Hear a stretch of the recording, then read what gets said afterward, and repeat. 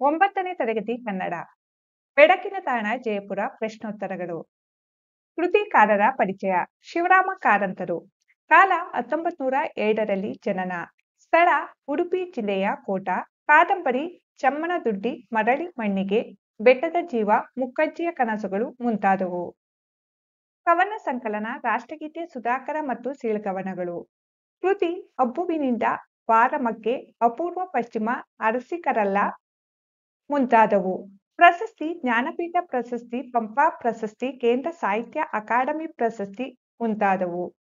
ಪ್ರಕೃತ ಪ್ರವಾಸ ಕಥನ. ಬೆಳಕಿನ ತಾಣ ಜಯಪುರ ಪಠ್ಯ ಭಾಗವನ್ನು ಕನ್ನಡ ಮತ್ತು ಸಂಸ್ಕೃತಿ ಇಲಾಖೆಯು ಹೊರತಂದಿರುವ ಶಿವರಾಮ ಕಾರಂತರ ಸಾಹಿತ್ಯ ಶ್ರೇಣಿಯ ಗ್ರಂಥದ ಅಬ್ಬುವಿನಿಂದ ಬಾರಮಕ್ಕೆ ಭಾಗದಿಂದ ಆರಿಸಿ ಸಂಪಾದಿಸಿ ನಿಗದಿಪಡಿಸಲಾಗಿದೆ.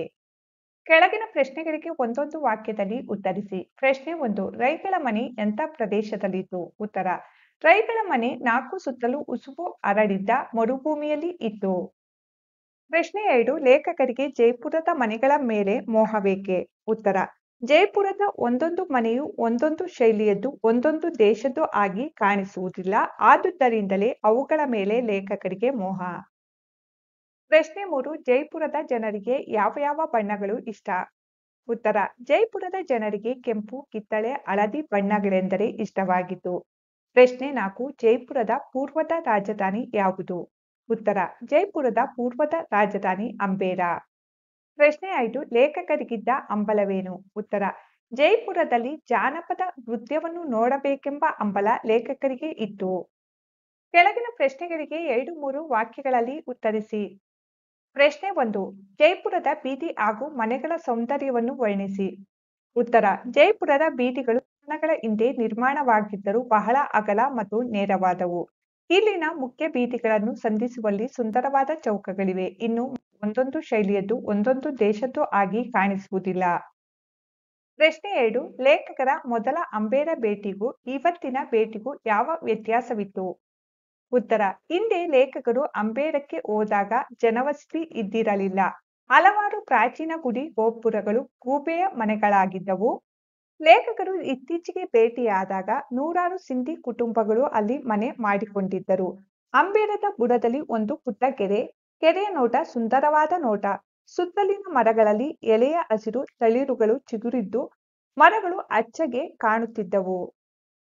ಪ್ರಶ್ನೆ 3. ಮೀರಾಬಾಯಿ ದೇವಾಲಯದ ಸೌಂದರ್ಯವನ್ನು ವಿವರಿಸಿ. ಉತ್ತರ: ಅರಮನೆ ಆವರಣದ ಹಿಂದುಗಡೆ ಇರುವ ತಗ್ಗಿನ ಕಣಿವೆಯ ತಳದಲ್ಲಿ ಕಾಣಿಸುತ್ತದೆ ಮೀರಾಬಾಯಿ ದೇವಾಲಯ. ಆಕೆ ಗಿರಿಧರ ನಾಗನನ್ನು ಪೂಜಿಸಿದ ಸ್ಥಳವಿದು. ಕೆಳಗಿಳಿದು ಹೋಗಿ ಗುಡಿಯನ್ನು ನೋಡಿದರೆ ಅದರ ಸೊಬಗು ಚೆನ್ನಾಗಿ ಕಾಣುತ್ತದೆ. ನಕ್ಷತ್ರಾಕೃತಿಯನ್ನು ತುಂಬಿಕೊಂಡ ಗರ್ಭಗೃಹ, ನವರಂಗಗಳಿವೆ. ಇದೇ ಮೀರಾಬಾಯಿ ದೇವಾಲಯದ ಸೌಂದರ್ಯ. ಪ್ರಶ್ನೆ 4. ಲೇಖಕರು ನೋಡಿದ ಜಾನಪದ ನೃತ್ಯದ ಸೊಬಗನ್ನು ಚಿತ್ರಿಸಿ. ಉತ್ತರ: ಲೇಖಕರು ನೋಡಿದ ಜಾನಪದ ನೃತ್ಯದ ಸೊಬಗನ್ನು ಹೀಗೆ ಚಿತ್ರಿಸಿದೆ. ಇಬ್ಬರು ಯೌವನಸ್ಥರು ಸ್ತ್ರೀಯರ ಉಡುಗೆ ಉಟ್ಟಿದ್ದರು. ಮಾರವಾಡಿ ಸ್ತ್ರೀಯರಂತೆ ತಲೆಗೆ ಸೆರಗು ಹಾಕಿಕೊಂಡು ಮುಖ ತೋರಿಸದೆ ಕುಣಿಯತೊಡಗಿದರು.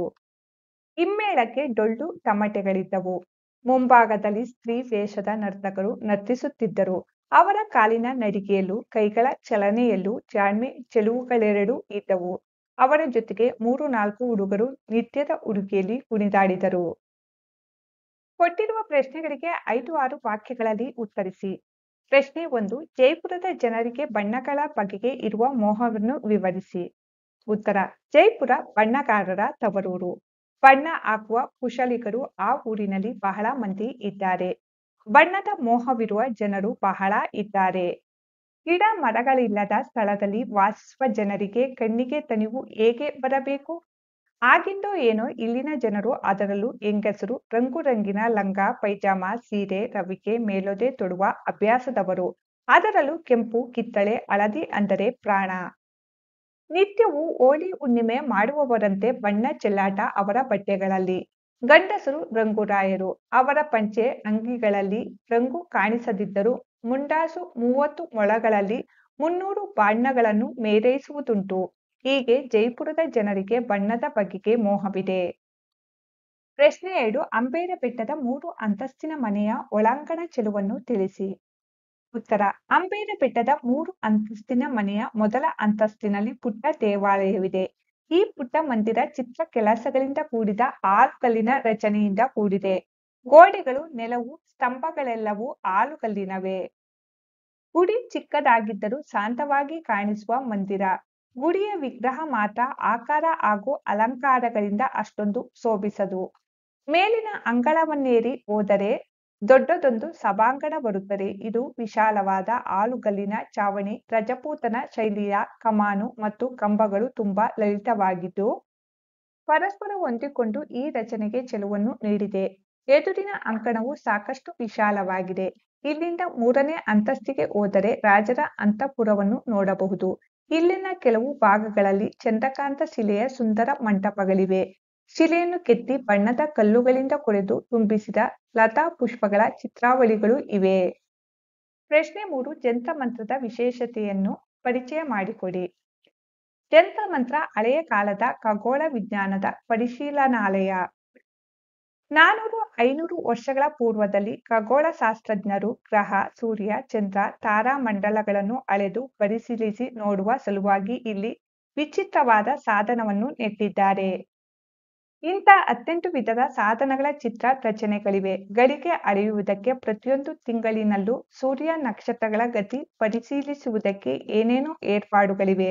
ಪ್ರತಿಯೊಂದು ಸಾಧನದ ಮೇಲೆ ಅವುಗಳ ಉಪಯೋಗ ಮತ್ತು ಕಾಲವನ್ನು ಅಳೆಯುವ ರೀತಿ ಮೊದಲಾದುದನ್ನು ನಮೂದಿಸಿದೆ.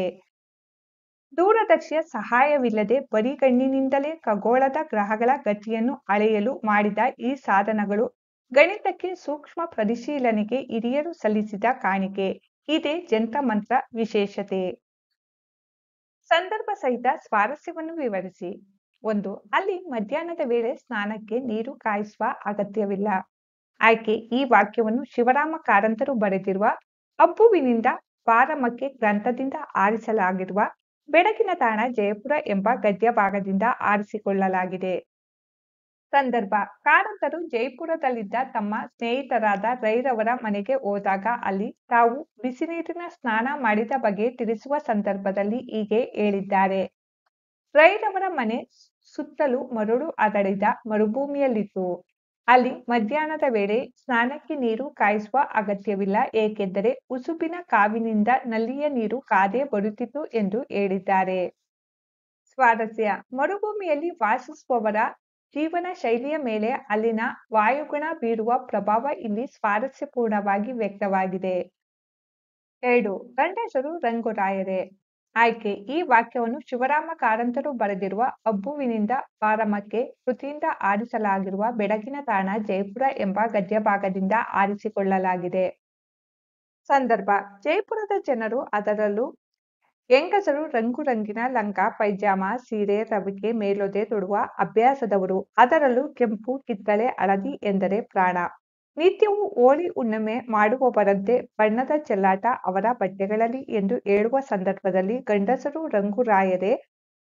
ಅವರ ಪಂಚೆ, ಅಂಗಿಗಳಲ್ಲಿ ರಂಗು ಕಾಣಿಸದಿದ್ದರೂ ಮುಂಡಾಸಿ 30 ಮೊಣಗಳಲ್ಲಿ 300 ಬಣ್ಣಗಳನ್ನು ಮೇರೈಸುತ್ತಾರೆ ಎಂದು ಲೇಖಕರು ವರ್ಣಿಸಿದ್ದಾರೆ.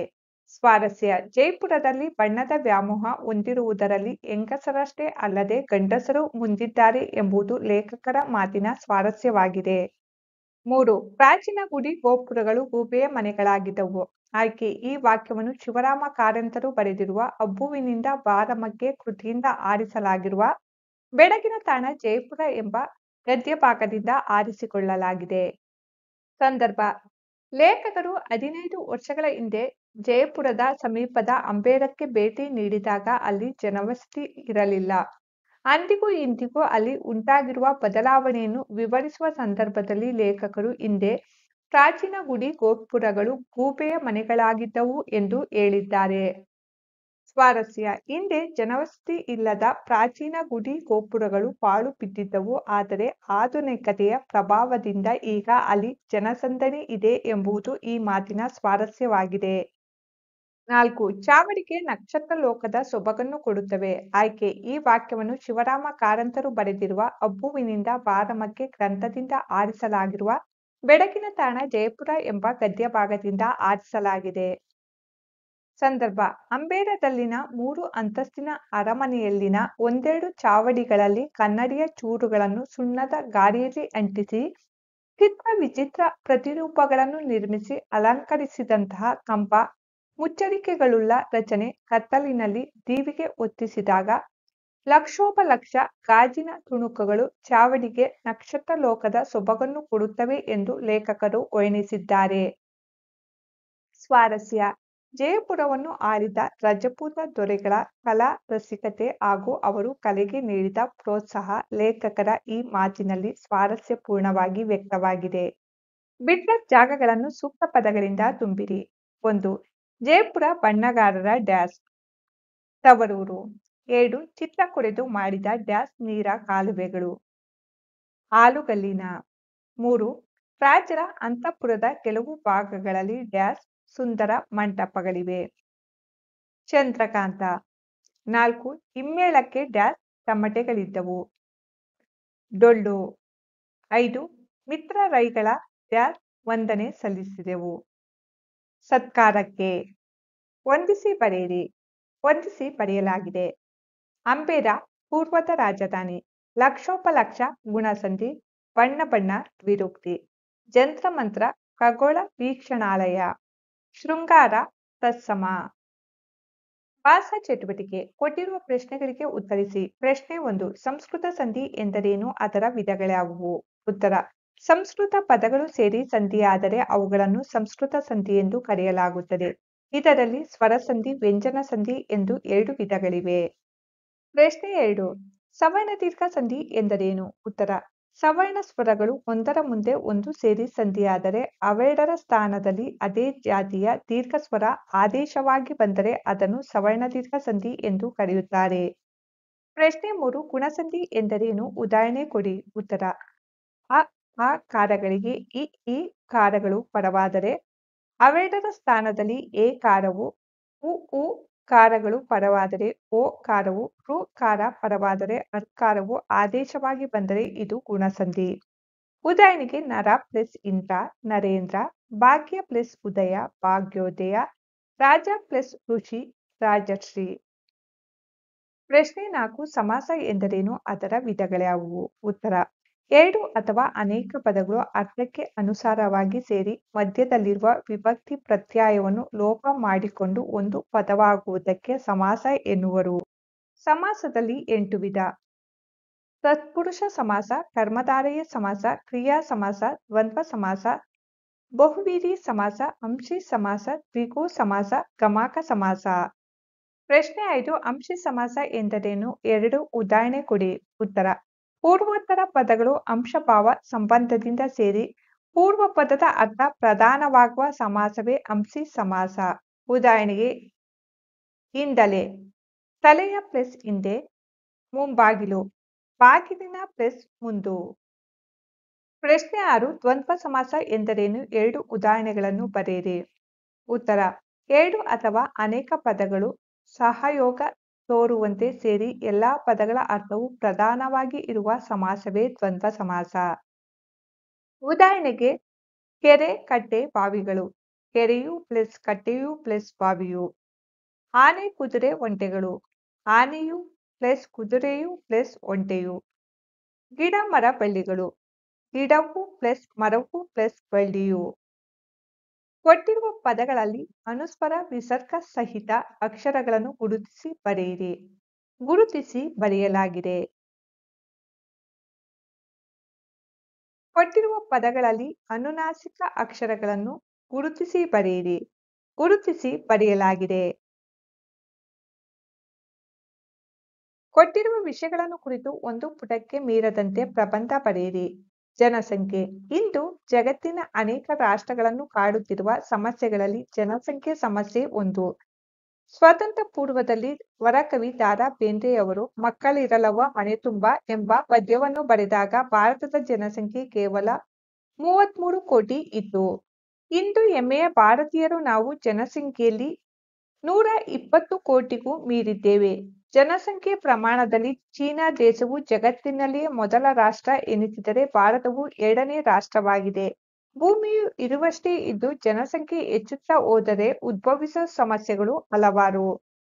ಇವುಗಳಲ್ಲಿ ಆಹಾರ ಸಮಸ್ಯೆ, ವಸತಿ ಸಮಸ್ಯೆ, ಉದ್ಯೋಗ ಸಮಸ್ಯೆ ಜೊತೆಗೆ ಇನ್ನೂ ಅನೇಕ ಸಮಸ್ಯೆಗಳು ಉಂಟಾಗುತ್ತವೆ. ಈ ಜನಸಂಖ್ಯೆ ನಿಯಂತ್ರಣಕ್ಕೆ ದೇಶದ ಮಹಾನ್ ಚಿಂತಕರು ಚಿಂತನೆಗೈದು ಕುಟುಂಬ ಯೋಜನೆ ಜಾರಿಗೆ ತಂದರು. 2 ಬೇಕು 3 ಸಾಕು ಎಂಬ ಘೋಷಣೆಯು ಆ ಕಾಲದಲ್ಲಿ ಜನಪ್ರಿಯವಾಗಿತ್ತು. ಈಗ ಮನೆಗೊಂದು ಮಗು ಎಂಬಂತಾಗಿದೆ. ಜನಸಂಖ್ಯೆ ಹೆಚ್ಚಳಕ್ಕೆ ಇರುವ ಮುಖ್ಯ ಕಾರಣಗಳಲ್ಲಿ ಮೊದಲನೆಯದು ಸಾಕ್ಷರತೆಯ ಕೊರತೆ, ಎರಡನೆಯದು ಮೂಢನಂಬಿಕೆ. ಹುಟ್ಟಿಸಿದ ದೇವರು ಹುಲ್ಲು ಮೇಯಿಸುವುದಿಲ್ಲ ಎಂದು ನಾವು ನಂಬಿದ್ದೇವೆ. ಕೆಲವು ಮತಗಳಲ್ಲಿ ಕುಟುಂಬ ಯೋಜನೆ ಎಂದರೆ ಧರ್ಮಕ್ಕೆ ವಿರುದ್ಧವಾದುದು ಎಂಬ ಮೂಢನಂಬಿಕೆ ಇದೆ. ಈ ನಂಬಿಕೆಯನ್ನು ತೊಲಗಿಸಬೇಕು. ಪ್ರತಿ ಕುಟುಂಬವು ತನ್ನ ಹೊಣೆಗಾರಿಕೆಯನ್ನು ಅರಿತು ಮುಂದೆ ಸಾಗಬೇಕು. ಯೋಗ್ಯ ಶಿಕ್ಷಣ, ಆರೋಗ್ಯ, ಆರ್ಥಿಕತೆಯ ಕುರಿತು ಚಿಂತನೆ ಬಗ್ಗೆ ನಮ್ಮ ಲಕ್ಷ್ಯ ಹರಿಸಿದರೆ ಜನಸಂಖ್ಯೆ ಸಮಸ್ಯೆಗೆ ಸ್ವಲ್ಪ ಮಟ್ಟಿಗೆ ಪರಿಹಾರ ಸಿಗುತ್ತದೆ. ನಿರುದ್ಯೋಗ ಸಮಸ್ಯೆಗಳಲ್ಲಿ ಜನಸಂಖ್ಯೆ ಸಮಸ್ಯೆಯೇ ಘೋರವಾಗಿದೆ. ಇದರ ಜೊತೆಗೆ ನಿರುದ್ಯೋಗ ಸಮಸ್ಯೆಯೂ ಸೇರಿಕೊಂಡಿದೆ. ದುಡಿಯುವ ಕೈಗಳಿಗೆ ಇಂದು ಸರಿಯಾದ ಉದ್ಯೋಗ ಸಿಗುತ್ತಿಲ್ಲ. ಎಲ್ಲರೂ ಶಿಕ್ಷಣವನ್ನೊಂದಿ ನೌಕರಿ ಬೆನ್ನು ಹತ್ತಿದ್ದಾರೆ. ಗ್ರಾಮೀಣ ಪ್ರದೇಶದಲ್ಲಿನ ಗುಡಿ ಕೈಗಾರಿಕೆಗಳಾದ ಕುಂಬಾರಿಕೆ, ಬಡಿಗೆತನ, ನೇಕಾರಿಕೆ ಮುಂತಾದವು ಮೂಲೆ ಗುಂಪಾಗಿವೆ. ಗುಡಿ ಕೈಗಾರಿಕೆಗಳ ಉದ್ಧಾರವೇ ಭಾರತದ ಉದ್ಧಾರವೆಂದು ಪೂಜ್ಯ ಬಾಪೂಜಿಯವರು ಹೇಳುತ್ತಿದ್ದರು. ಇಂದು ಸಮಾಜದಲ್ಲಿ ನಡೆಯುತ್ತಿರುವ ಅಪರಾಧಗಳಿಗೆ ನಿರುದ್ಯೋಗವು ಒಂದು ಕಾರಣವಾಗಿದೆ. ವಿದೇಶಿ ಕಂಪನಿಗಳು ಅತ್ಯಂತ ಸುಧಾರಿತ ಯಂತ್ರೋಪಕರಣಗಳ ಕಾರ್ಖಾನೆಗಳನ್ನು ಸ್ಥಾಪನೆ ಮಾಡಿದ್ದರಿಂದ ದುಡಿಯುವ ಕೈಗಳಿಗೆ ಕೆಲಸವಿಲ್ಲದಂತಾಯಿತು. ಭಾರತ ಕೃಷಿ ಪ್ರಧಾನವಾದಂತಹ ದೇಶ. ಕೃಷಿ ಆಧಾರಿತ ಉದ್ಯೋಗಗಳಾದ ಹೈನುಗಾರಿಕೆ, ರೇಷ್ಮೆ ಸಾಗಾಣಿಕೆ, ತೋಟಗಾರಿಕೆ, ಕೋಳಿ ಸಾಕಣೆ ಇತ್ಯಾದಿಗಳತ್ತ ನಮ್ಮ ಯುವ ಜನಾಂಗವು ಗಮನ ಹರಿಸಬೇಕು. ಇದರಿಂದ ತಾನೊಬ್ಬ ಉದ್ಯೋಗಪತಿಯಾಗುವುದರೊಂದಿಗೆ ಹಲವಾರು ಜನರಿಗೆ ಉದ್ಯೋಗ ನೀಡಬಲ್ಲನು. ಗುಡಿ ಕೈಗಾರಿಕೆಗಳು ಮತ್ತೆ ತಲೆ ಎತ್ತಬೇಕು. ಶ್ರಮ, ಗೌರವ, ಬೆಲೆಯನ್ನರಿತು ಕೈಗೆ ಸಿಕ್ಕ ಉದ್ಯೋಗವನ್ನು ಪ್ರಾಮಾಣಿಕತೆಯಿಂದ ಕೈಗೊಂಡು ಕಾಯಕವೇ ಕೈಲಾಸವೆಂದು ಅದರಲ್ಲಿಯೇ ತೃಪ್ತಿಯನ್ನು ಕಾಣಬೇಕು. ಇದರಿಂದ ನಿರುದ್ಯೋಗ ಸಮಸ್ಯೆ ಸಂಪೂರ್ಣವಾಗಿ ನಿವಾರಣೆಯಾಗುತ್ತದೆ. ಪದಗಳ ಅರ್ಥ: ಕುಸುಬು ಮರಳು, ದೇಶೀಯ ದೇಶದೊಳಗಿನ, ಮುಂಡಾಸು ಪೇಟ, ಮೇಲೊದೆ ಹೆಂಗಸರು ಮೈಮೇಲೆ ಹೊದೆಯುವ ವಸ್ತ್ರ, ಕಡುಪಿನ ಬಣ್ಣ, ದಟ್ಟವಾದ ಬಣ್ಣ, ನವರಂಗ, ದೇವಾಲಯದ ಸಭಾಮಂಟಪ, ವಾಸ್ತು, ಕಟ್ಟಡ ನಿರ್ಮಾಣದ ಶಾಸ್ತ್ರ, ಹಾಲುಗಲ್ಲು, ಅಮೃತಶಿಲೆ. ಮಕ್ಕಳೇ, ಈ ನೋಟ್ಸ್ನಲ್ಲಿ ಯಾವುದಾದರೂ ತಪ್ಪುಗಳಿದ್ದರೆ ಕಮೆಂಟ್ಸ್ ಬಾಕ್ಸ್ನಲ್ಲಿ ತಪ್ಪದೇ ತಿಳಿಸಿ.